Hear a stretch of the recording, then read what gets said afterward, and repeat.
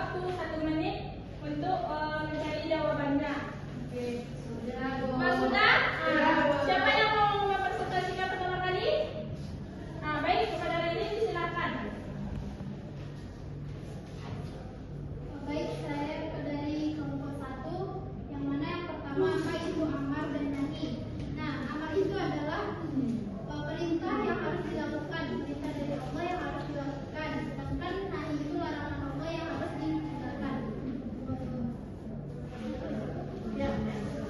Sudah ya? Terima kasih kepada Raini. Selanjutnya kepada kelompok 2 disilakan kepada Yuri.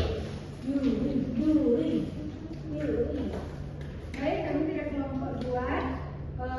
Pengertian amar itu perintah Allah sementara yang harus dilakukan oleh mukallaf untuk mengerjakannya.